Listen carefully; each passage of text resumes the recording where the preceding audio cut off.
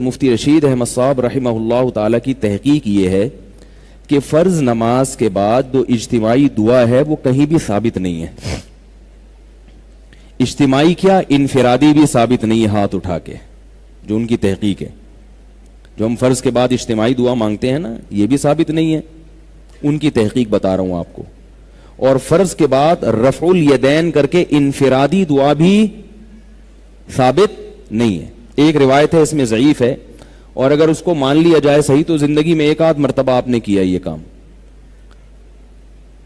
تو ورنہ اصول یہ ہے احادیث کا کہ جس کام کا وقوع نبی کے دور میں کثرت سے ہوا ہو اس کے ناقلین بھی کثرت سے ہونے چاہیے. اس کو کہتے ہیں عموم بلوا، یعنی جس خبر واحد میں یہ دیکھا جاتا ہے کہ اگر اس میں عموم بلوا تھا، ابتلا زیادہ تھا، تو اس کا ایک آدھ ناقل نہیں ہونا چاہیے تھا.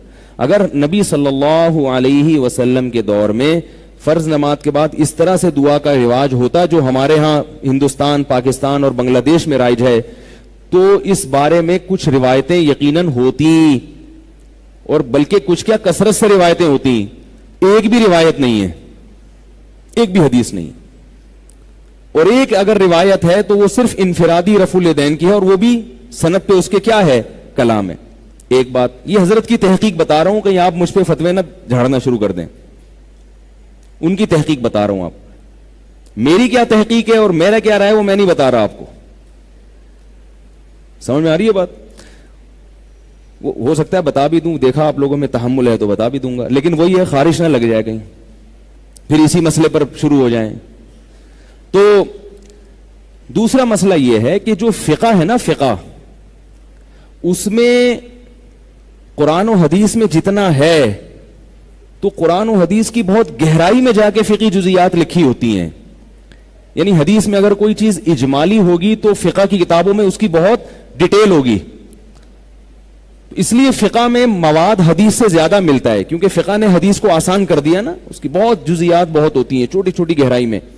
تو ہمارا جو فقہ حنفی ہے اس کے فتاوی کی جتنی کتابیں ہیں ان میں کسی حاشیے میں بھی اس دعا کا ذکر نہیں ملتا، حالانکہ فقہا تو بہت ڈیٹیل میں جا کے مسائل کو بیان کرتے ہیں.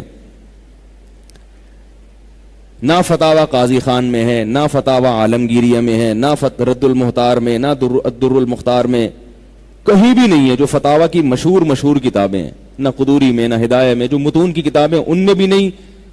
جو فقہ حنفی تو عربی میں ہے نا، اصل میں اردو کتابیں تو بعد میں لکھی گئی ہیں، اور اردو کتابوں میں حوالے تو عربی ہی کتابوں کے ہوتے ہیں، وہ خود سے تھوڑی کچھ لکھتے ہیں.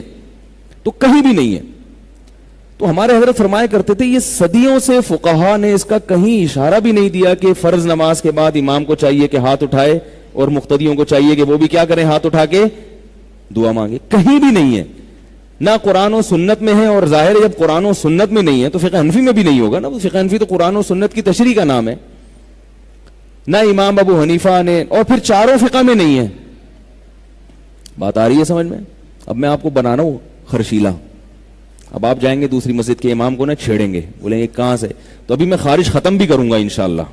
یہ تو میں ایک مثال دے رہا ہوں نا، مثال.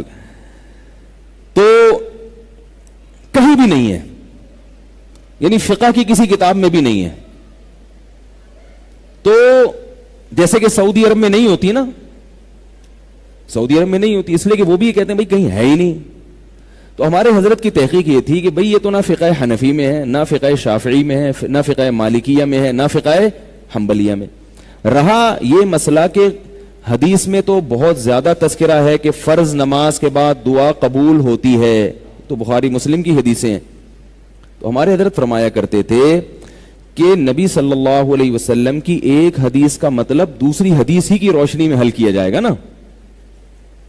ایک طرف حدیث میں آ رہا ہے فرائض کے بعد دعا قبول ہوتی ہے، ایک طرف حدیث میں آتا ہے کہ نبی نے فرض نماز کے بعد کبھی بھی دعا، اجتماعی تو ملتی نہیں ہے، انفرادی بھی ایک ضعیف روایت ہے کہ ایک دفعہ زندگی میں، اور خلفائے راشدین سے بھی کہیں نہیں ملتا، صحابہ سے بھی کہیں نہیں ملتا.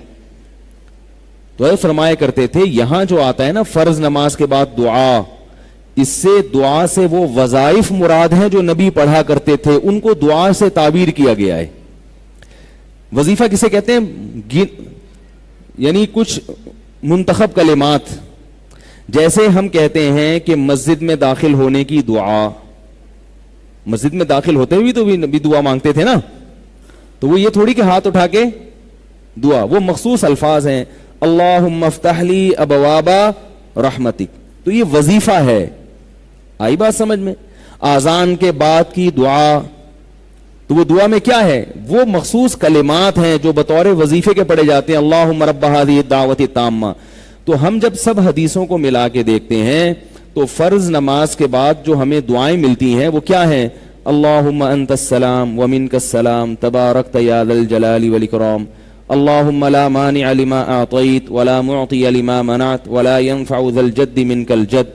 اسی طرح اللہ لا الہ الا هو الحی القیوم. یہ جو مخصوص منتخب کلمات ہیں جو حقیقت میں وظائف ہیں، وظائف کہتے ہیں مقررہ اوقات پر پڑھی جانے والی مخصوص دعائیں، اس سے یہ مراد ہے. آ رہی ہے بات کہ نہیں آ رہی ہے؟